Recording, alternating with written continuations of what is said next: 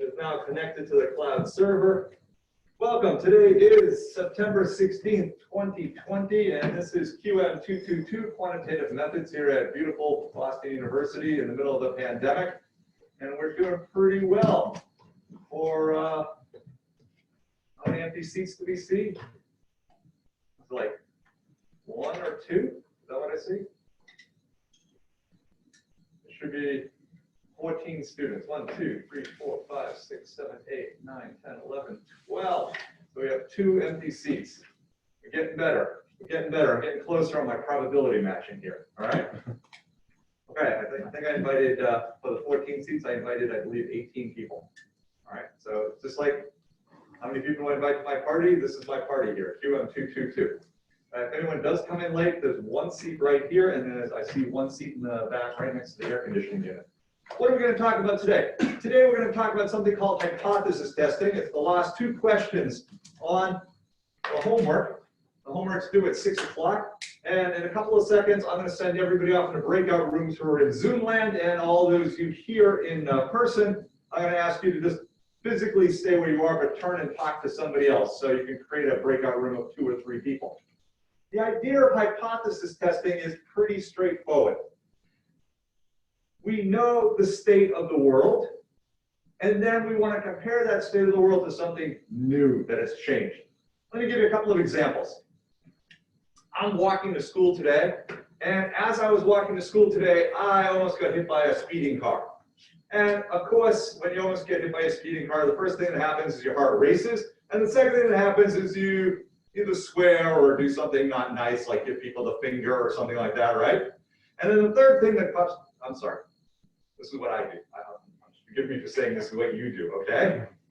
But me, first thing happens, my heart races. Second thing, I'm like, God, jerk, what are you doing trying to kill me? Right? And then the last thing you do is you think, gee, I wonder if there's any way we could fix this problem. City of Boston decided to fix this problem, about 6 or 9 months ago. I don't remember exactly when. It lowered the speed limit on every street in the city of Boston that is not marked with a specific speed limit sign to 25 miles an hour. Why did they do that? So that people like Jay-Z doesn't get killed trying to walk to BU. Okay? We have records of how many pedestrians were hit by cars in the city of Boston that go back to like the 1950s. So we know on average how many people get hit by a car. We know the standard deviation. Some years a little higher, some years a little lower. What would cause deviation? Weather, for example. A year with really rainy or snowy weather, fewer people walk.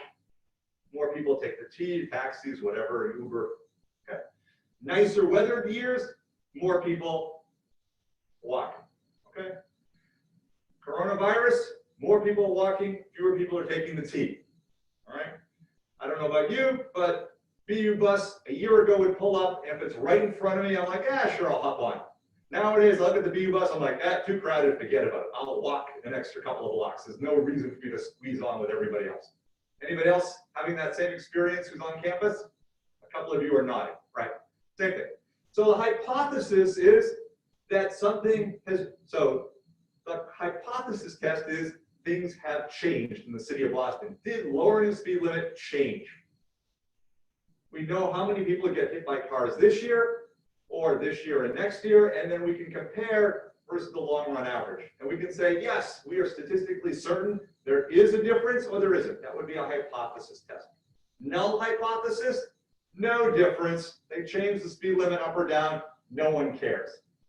Why would no one care? How many of you knew the city of Boston lowered the speed limit on all roads? Not a single hand went up in the studio audience. And how about live?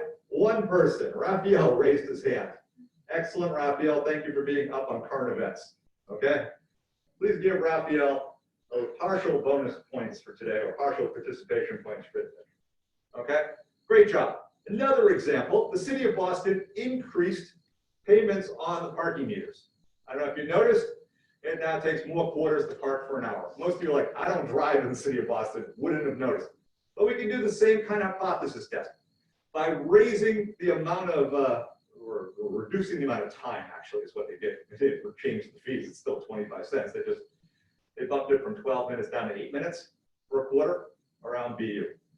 So now it's like every 8 minutes you have to throw another quarter. Or you can put a bunch in. You don't have to run every 8 minutes to the parking meter.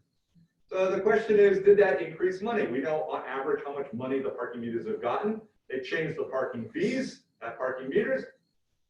Did we or can we say with a 95% confidence that yes, we're getting more money or less money from it? Last but not least, let me tell you another quick null hypothesis story. And why am I telling you 3? Because I'm going to send you off into breakout rooms, and I want each breakout room to come up with 1 or 2 examples. All right? I've spent a lot of time bicycling. I'm a bicycle fanatic. For those of you who've gone on the internet, you can probably see some of my bicycling things. This morning I did 22 quick miles just to make sure I got a little exercise before class.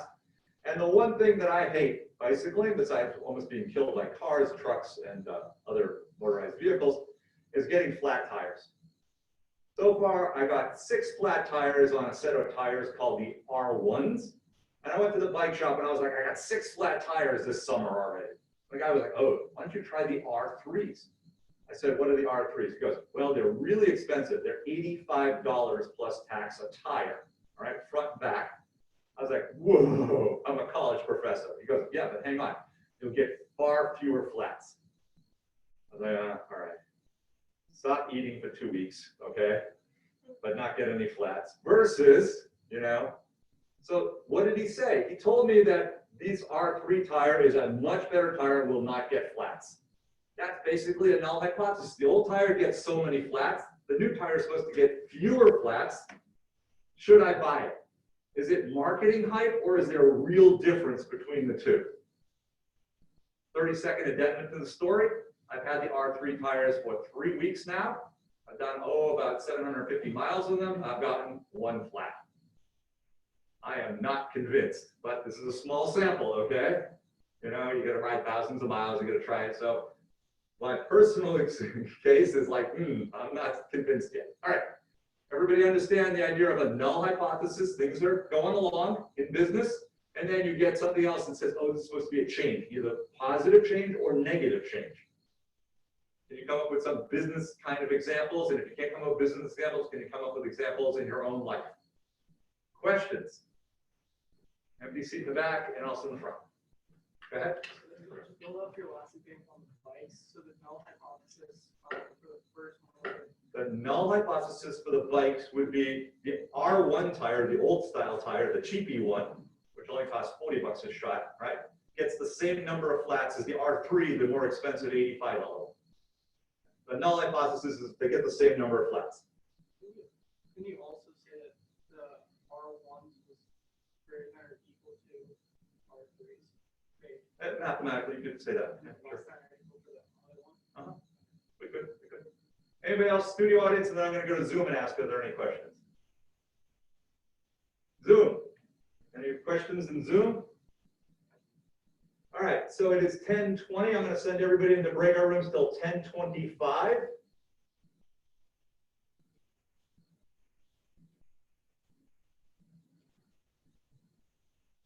So all the rooms are open, and we'll see everybody in 5 minutes, both live and in Zoom land. Okay. So, schmooze, chat.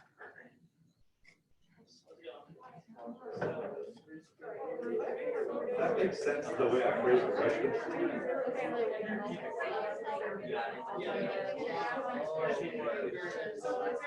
So can you come up with hypothesis? It's really what you're after. Great hypothesis.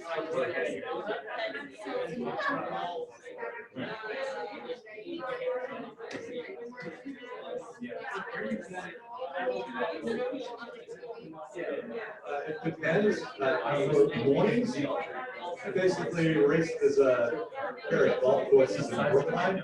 I go in circles around the Brookline golf courses. And I do that primarily because if I do break down, I'm within 4 miles, 5 miles of PU.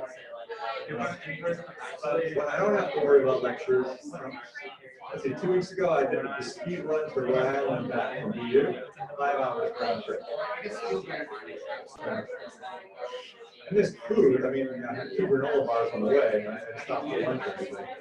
But I was pretty proud that I could do that in 5 hours. We did some other trips.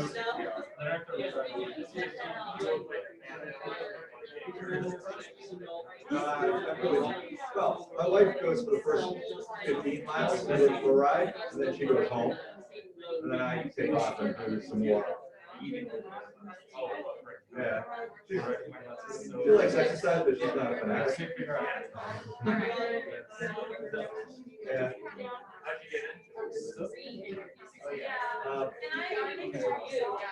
When I was growing up, we didn't have a lot of money. And my friends were like, oh, I got a car. And I was like, my father gave me a bicycle. So if I wanted to go anywhere, I had a bike. Everybody else was like, oh, I'm 16, I drive. I was like, yeah, all right, whatever. I didn't get a car until I got married when I was 25. And by that time, I walked, I ran, I could see, I mean, it was like, what's a car? So you prove to myself. It didn't matter. So we actually tried a huge amount. Because it'll make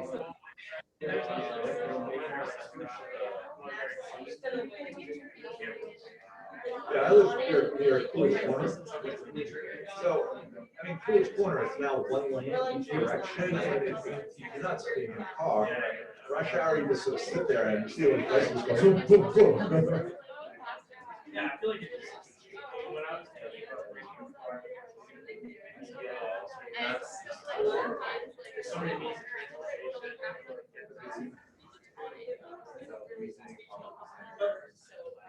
The only person who just joined. doing practice problems.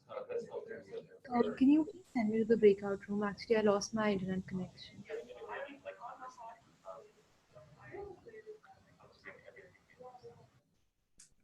You've just been assigned to number 3. Oh, I was talking to Priyash. Oh, everybody has an answer already? Okay, great. We'll close the rooms.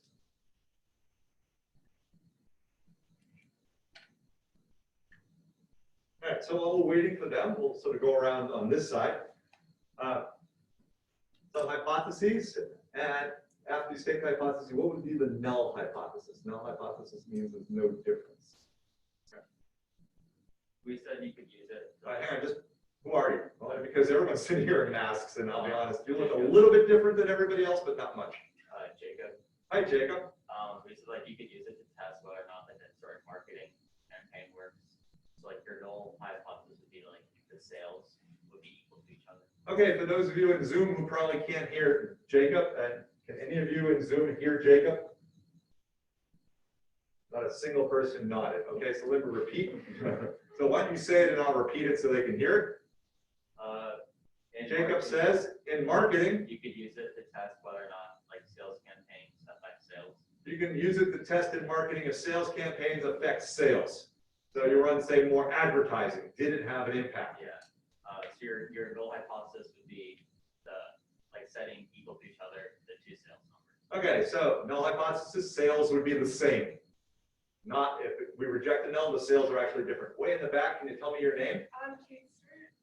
Say that, Kate. Kate Stewart. Ah, Kate Stewart is talking right now. For those of you in Zoom land, go ahead, Kate. I'm just going to repeat, so give me bite-sized chunks here. Okay, so testing the learn from anywhere model. Testing the learn from anywhere model. That's a good one. So you can compare the remote people's test scores to in-person. I can compare the remote people's test scores to the in-person test scores. And the null hypothesis would be there's no difference. Null hypothesis, no difference. All right, we're going to take a quick vote, both in person and in Zoom. How many of you think that people here in person are going to learn more? All right, that learn from anywhere is going to actually have a difference by physically being on campus. So people here, 1, 2, 3, pretty much everybody in the class raised their hand except one. How about remotely? How many of you think that learning remotely compared to physically being here is detrimental to your learning? Could you raise the blue hand so I can see? How about 13, 14, 15. Ooh, roughly half the people. So, all right. Well, feel free to come back anytime you want, okay? I'm here, as long as I don't get sick. Great. Thank you very much. One more person, then we'll switch to the Zoom groups, all right? So I'm sorry, what's your name? Kenzie. Kenzie, thank you. So our group was thinking about if a business wants to implement like a price change. Kenzie says business wants to implement a price change. And then the null hypothesis would be the whole like amount of people that bought the item for the higher price. Okay, the null hypothesis is that the same number of people buy the item. The non-null hypothesis of rejecting the null is that at a higher price, a different number buy it. Excellent. Okay, so Ritvik's going to help me out. He's going to pick people online to give us some answers. We want 3 people at Ritvik sort of randomly online to do this. So if you want to convince Ritvik, send him a chat or raise your hand or do something like that. Same one for Sam. Sam, go for it. Yeah, so we had one that was more like business minded, like if you lowered the price of something by 10%, would there actually be a difference in sales? So the null hypothesis would be there isn't a change in sales, and the alternative would be that there is. Very similar to Ashley, right? Kenzie, geez. Put a mask on and my brain sort of disappears. Excellent job, Sam. Pat yourself on the back, and the rest of your team members, please pat yourself on the back. Okay, Ritvik, give us another group. Leah. Our group talked about McDonald's to see if their quarter pounder was actually, the meat was quarter pound. So the null hypothesis would be that average meat would be a quarter of a pound, and then null hypothesis would either be it's greater or less than a quarter pound. Very nice. Not very good for vegans, but very nice. Excellent. Okay. Last but not least, online.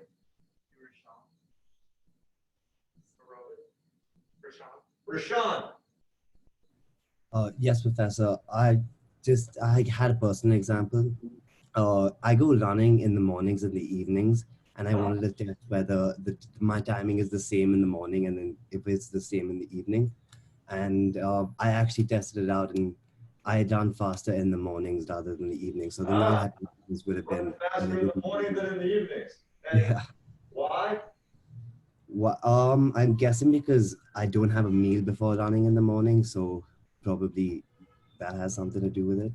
So the idea is starve yourself, you run faster. Pretty much. Excellent. That's a thumbs up. I don't know if you can see it from wherever you are. Oh, I can see. Yes, thank you. Okay, so let me show you some slides once I get back to the laptop. So now you understand the idea of the null hypothesis and hypothesis testing, I hope. We're looking at lecture 4. It's called hypothesis testing.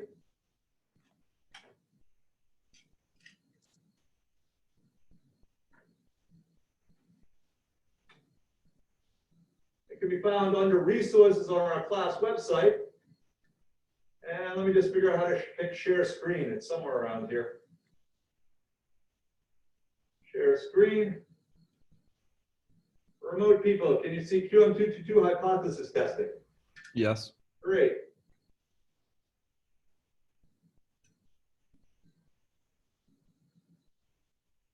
So we're going to come back to the central limit theorem in a second time.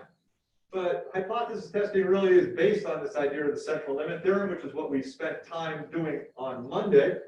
And there's a really interesting article from a couple of years ago that was about cheating in Atlanta. And the idea of cheating in Atlanta is that a number of scores suddenly went up rather dramatically in certain schools. This is talking about a principal, and the principal's school named Christopher Waller, and he was indicted. I don't know if he was actually convicted. In his first year of principal at the Parks Middle School, 86% of the 8th graders scored proficient in math. The year before he showed up, 1 year earlier, only 24%. So suddenly 60% more kids instantaneously became very good at math. 78% passed the state reading test. The year earlier, only 35%. Wow. What's going on here? So what they did is they looked at how many people erased wrong answers and marked them right. So you can actually see on a test, you get kids pencils, and you can see where there's erasure marks. You know, answers that are just left alone, they didn't look at, but how many answers were erased and then suddenly changed from wrong to right? And what they think is that this principal did is the principal knew all the answers, looked at some kid and went, oh, this kid's about to fail. Let me erase a couple of questions and make them all right. Now, if you want to cheat, you should never just change answers from wrong to right. If you want to cheat, you need to put some randomness in. You have to change some right answers to wrong. You can't just make things go positive. Otherwise, anybody and his brother can look at it, or sister, I don't want to be sexist here, and look at it and go, this just doesn't look correct. So normal distribution would have some change to wrong, but in general, what happened here at the Park School was only things were changed to correct. A few people, 3 answers were changed to correct. Some kids, 2 answers were changed to correct. Some kids, 1 answer were changed to correct, and some, and this is probably the kids themselves, they had a wrong answer, they erased it, and they put another wrong answer. Okay, so nothing was changed, or they didn't erase anything at all. On average in the Park School, half of 1 answer. For the typical student, half of 1 answer was changed from wrong to right. When they did the analysis in the Park Middle School, it wasn't half, instead it was 2. 2 answers were changed from wrong to right. So the question is, in the whole Atlanta system, if the typical kid changed half of an answer, they went back, checked their test, and went, oops, I made a mistake, and that boosted their score by half an answer. And in the Park School, it boosted it by 2. What's the chance this could have happened? Were all these kids inattentive, they made a lot of mistakes, or were they all just lucky to fix them? Well, given the man was arrested, it's pretty straightforward what happened, okay? So there was a QM professor that basically did a simulation of what should have happened, and the simulation showed that the chance of groups of 40 students, just like at the Park Middle School, of this actually happening, well, on average, half of the answers were right. The far right-hand tail is 1 answer was changed. And where's 2 on the graph? It would be over here, not even seen, okay? The chance that it would be 2 is so unlikely the graph didn't even include it. So if we take the standard error, which is what we talked about 2 lectures ago, and the central limit theorem, this idea of by taking repeated samples, that was the Vimeo video I showed you, plus the de Moivre coin flipping example, which creates this normal bell-shaped curve pattern, we can basically test if one group is the same as the whole population. So what we're going to talk about is this idea of hypothesis, and there's 2 hypotheses. There's the null hypothesis and the alternative. What's null? No difference between the 2 groups. Null hypothesis, no difference between the 2 groups. Alternative, there is a difference between the 2 groups. What's the null hypothesis in the Atlanta cheating scandal? Well, on average, the typical population was they changed 1 answer half a time correct, 0.5. The actual true answer was 0.51, but who cares about the extra decimal place, right? 0.5. So the null hypothesis is that the population, right, of average shifts from correct to incorrect should be 0.5. What actually happened was 2. So if I was to put down 1 sheet that should get a star when you're reviewing for both the midterm and final out of this PowerPoint deck, this particular slide is it. Let me say that a little slower. If there was 1 slide you had to keep for studying for the midterm and final, this is the slide out of this particular deck. There's 2 ways you can test the null hypothesis. The first way is the t-statistic. And the t-statistic is pretty straightforward. We take the sample mean. Can they still see me, or am I off the camera? They can see me? Anybody in Zoom land, if you can't see me, shut up. Just unmute yourself. You're cut off on your hand and your face. You can see like the rest of your body, but it's just your face cut off. All right. Let's try it a slightly different way.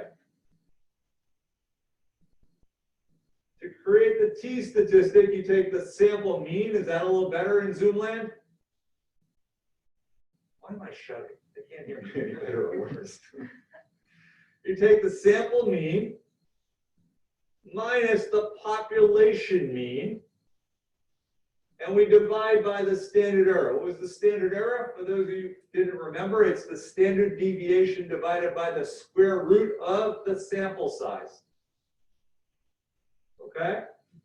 If the absolute value of this whole equation is greater than 2, if the absolute value of this whole equation is greater than 2, reject the null hypothesis. What does reject mean? You cannot say the two are the same. We reject that the two are the same. Rejecting the null hypothesis, the two are not the same. There's a second way we can do it. We can construct a 95% confidence interval. What does that mean? We take the sample mean and we add and subtract 2 standard errors. We take the sample mean, add and subtract 2 standard errors, and then we say, hey, is my new thing that I'm trying to test, is it inside that range? If it is inside the range, then we cannot reject the null hypothesis. If it's outside the range, we reject the null hypothesis. Now, some of you are going, what the heck is he saying here? Let me show you a very simple example using both tests. I hope.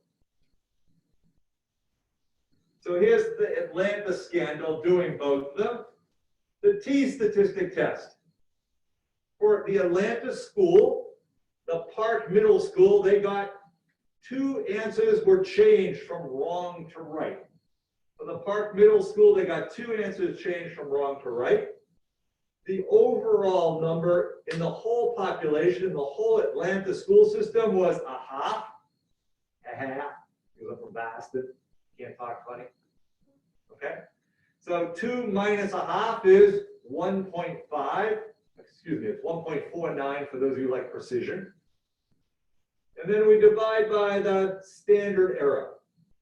Where do we find the standard error? Let me go back a few slides. 1, 2, 3, 4. And the standard error is right here. Oh, let's try it again. I don't know if you can see it. It's the standard error down the bottom, 0.114. You see that on the slide? So that's where the standard error came from. Where would the standard error come from on the midterm or final exam? You'd be given it. Well, maybe you would be given the standard deviation and the nut sample size, but you'd be given enough information to either construct it. There's no way on a midterm or final exam I'd say, figure out the standard error from scratch. Okay? Does that make sense? So the standard error is there. Let's jump back to where we were.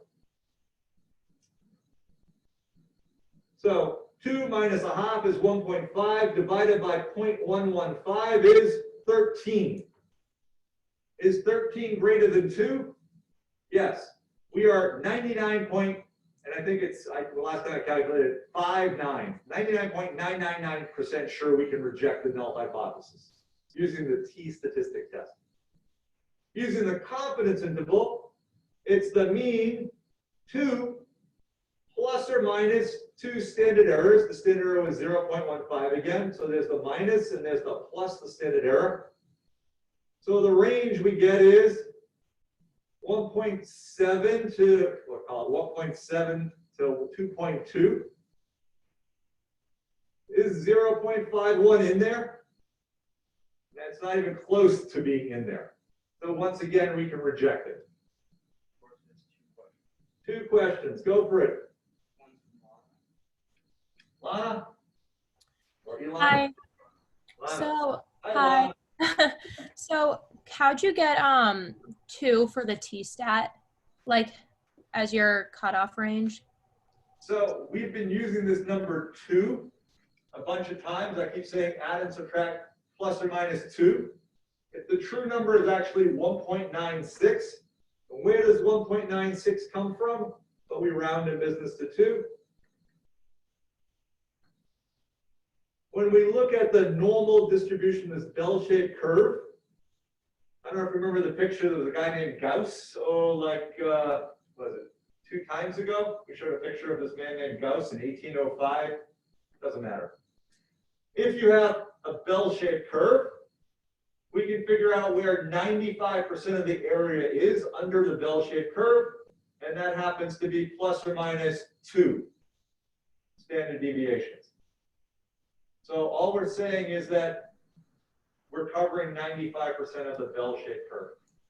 I'm just saying for like the T-stat though, because from what I remember, the T-stat was based off of your sample size. You're correct. So I'm just confused where the 2, like you want, like when we tested 13, why are we comparing it to 2? So if this was a true statistics course, the department chairman would have my head for the last 5 minutes, okay? Because statistically, to do a t-test, I actually need the sample size like you're saying. In business, so here's the key idea. T-statistics match just a regular bell-shaped curve once your sample size is greater than about 25. After you get above 25, you don't need the t-statistic. So I'm going to talk for the next minute and a half. And Alana, I'm talking to you, and everybody else can either listen or not listen. It's not going to be on any exam. Where did the t-statistic come from? It came from this man who worked for the Guinness Brewery. And he needed to test batches of beer. Now, there's a couple of problems with testing batches of beer. Number one, you don't want to get the tester drunk. Okay? Because if the tester drinks 20 glasses, the tester falls down and really doesn't test things very well. So he figured out what is the minimum amount of beer I need to test. And he came up with this distribution of small sample sizes. He wanted to publish it, but he couldn't tell anybody he worked for the Guinness Brewing Company. So he called himself Student T, like Student X, Student Y. And he published this distribution and became known as the T distribution. So it's for small sample sizes of 5, 10, 6, things like that. Student T's distribution matches the bell-shaped curve, Alana, once we get to like a couple of dozen beers, like 24, 25, right? Actually, anything over 50 is almost a perfect match. So what we're assuming here in this particular problem is there's 40 students, so we're actually not dealing with small sample sizes, so the student T information is the same as the bell-shaped curve. I think I told you 10 times more than you really wanted to know. No, thank you so much. Sorry. Just don't get me started on these sort of, sidetracks. Okay. Was there another question that I can hopefully not confuse you about? Stephen, go for it. Oh, hi, Professor. I'm wondering, like, for this course, are we, like, always use 95% for the confidence interval?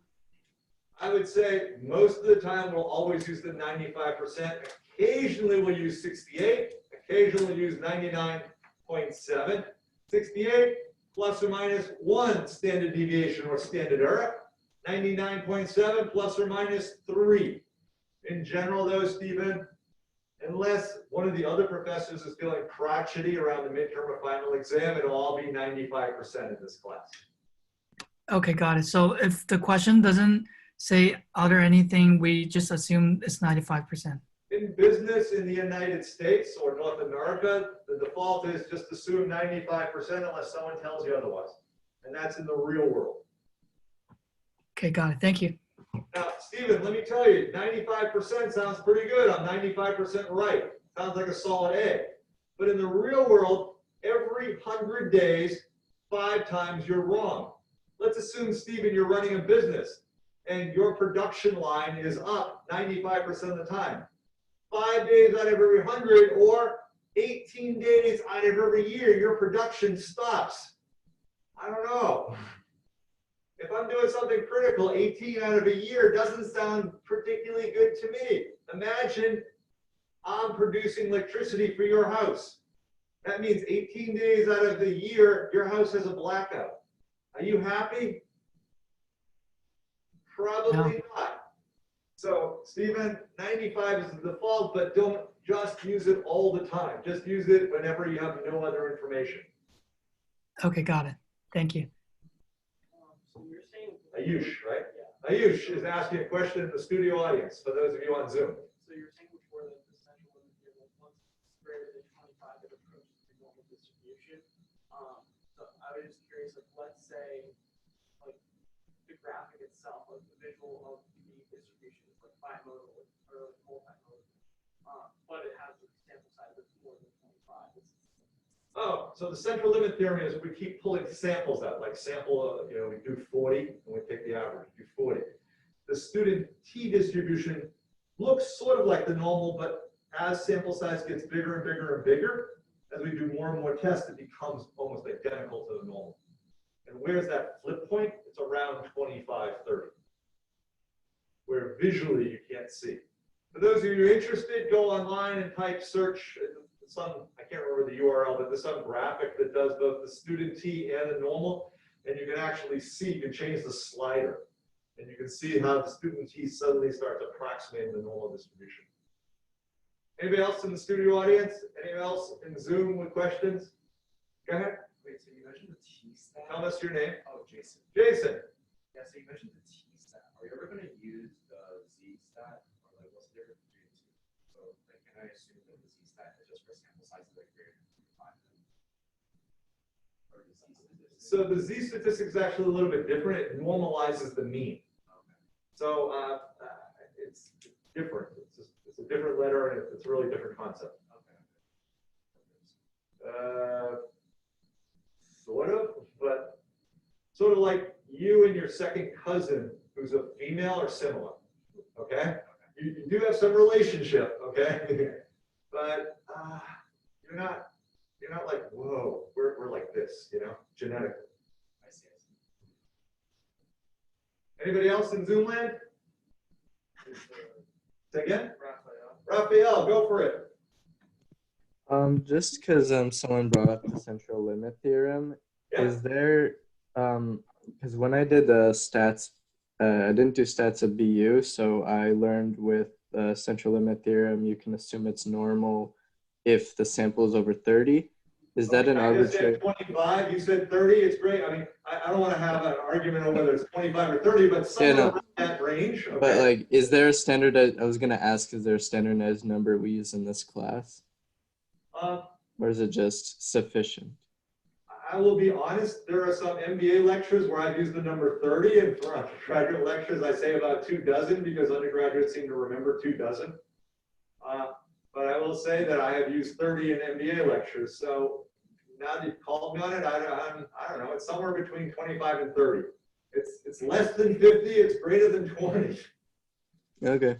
I mean, I don't know. Maybe 32, 29, whatever you feel like. They told you right. Thank you.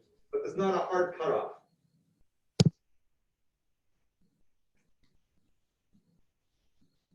So we did the confidence interval, we did the t-stat, and I love the quote from the New York Times article.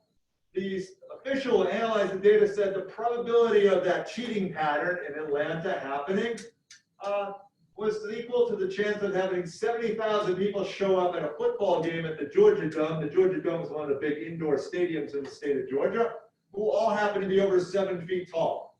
Could it happen? It's possible. Was it likely? Not so much, okay? Basically all 7-footers in the country or higher would all show up simultaneously for one football game. So it was, and my guess is that these people were convicted. I don't remember exactly. So here's another example. You have information on the population mean and standard deviation of sugar levels for meat eaters. These are people who are not vegetarian. And the sugar level is 120. And the standard deviation is 20. You're interested in if vegetarians have different sugar levels. So you collect information on 25 vegetarians, and their sugar level is 115, same standard deviation, 20. What's the null hypothesis, and test it? What's the null hypothesis and test it?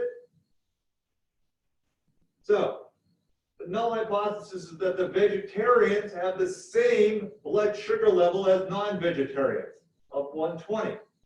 So for the t statistic, we get the vegetarian number, 115, there it is. minus the population number, 120, that's for everybody else. And we divide by 4. Where did we get 4 from? Let me hit page up. Oh, hang on. Where did we get 4 from? We've got a standard deviation of 20, and we have 25 vegetarians. How do we calculate the standard error? We take the standard deviation, 20, and divide by the square root of n, square root of 25. 20 divided by the square root of 25 is 4, because the square root of 25 is 5, so it's 20 in the top part, divided by 5 on the bottom part, and that's where we get the 4 from. Let me stop because usually people say, where'd the 4 come from? Does that make sense? Anybody online having a problem? So it's minus 5 divided by 4, and 5 over 4 is about 1.25. So is that greater than 2? Absolute value. Now, so we cannot say with confidence that blood sugar level is different. It looks different, 115 minus 120, but we cannot statistically say because there's such a wide variance, wide amount of deviation between vegetarians and in blood sugar levels for vegetarians and non-vegetarians. If we do the confidence interval, we can do 115 minus 2 times the standard error. 2 times 4 is 8, plus 115 plus 2 times the standard error, and it's between 107 and 123, and that includes 120, so another way we cannot reject the null hypothesis.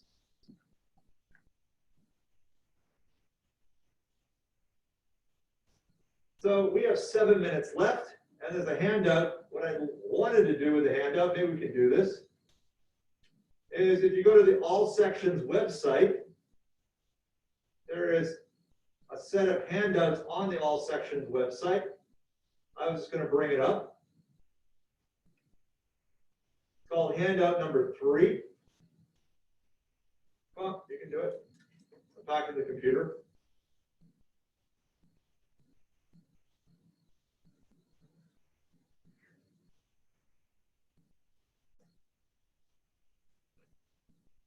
So you work for the Bill and Melinda Gates Foundation, and there's a small charter school called Smart. Oh, can you see this in Zoomland?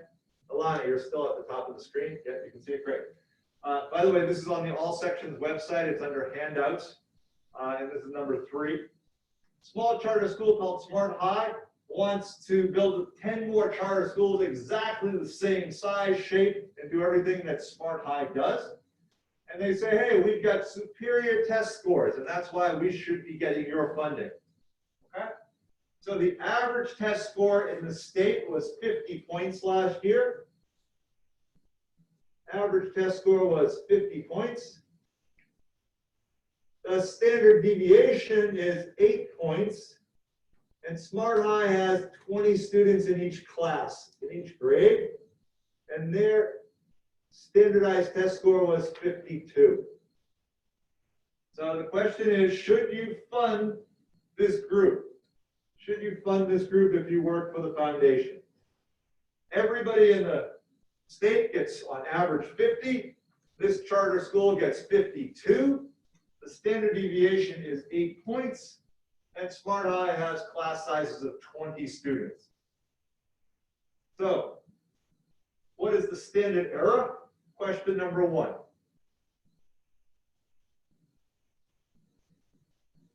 Looks like Jason put up his hand.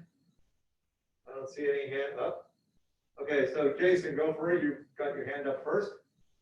Standard error is population standard deviation divided by square root of the sample. Okay, so in general, it's the standard deviation, which is 8, divided by the square root of the sample, which is 20.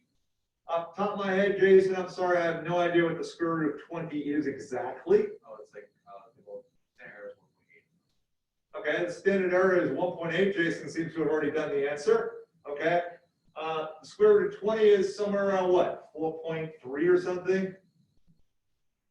somewhere around 4.5, okay? Because 4 squared is 16, 5 squared is 25, so we're just sort of somewhere into the 4.5 range.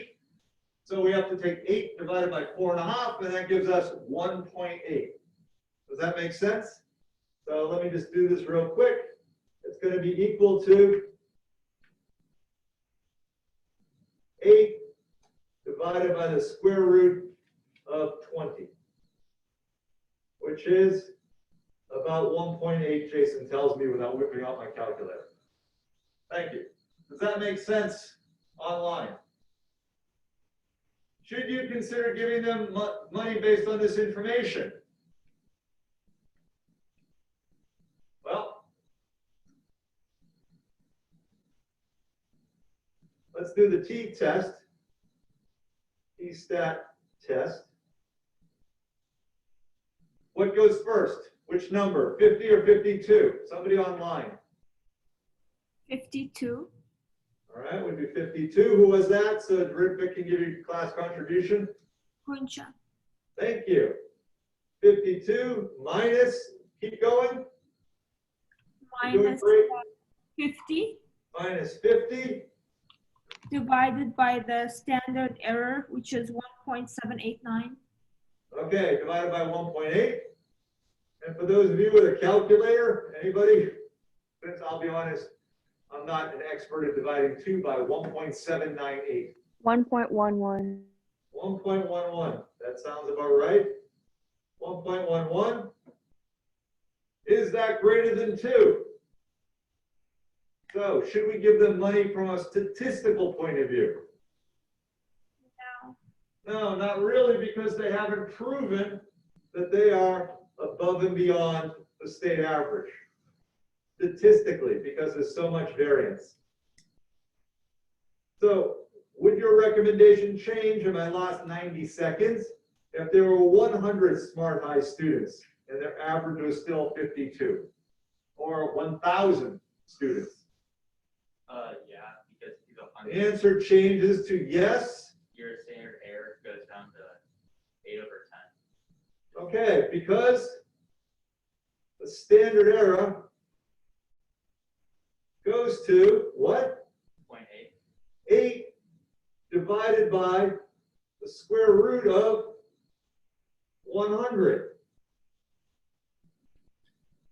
And if there was 1,000, let's just say there's 1,000 students.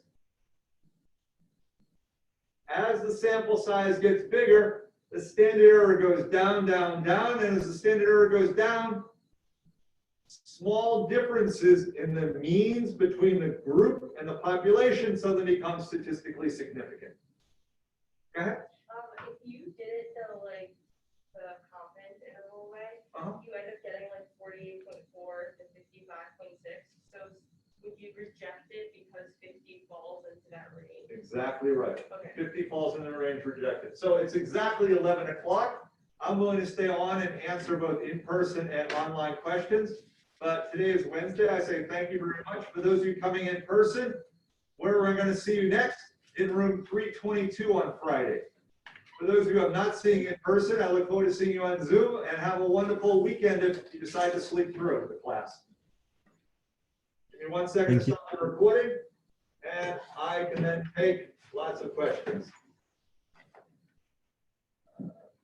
Recording stop.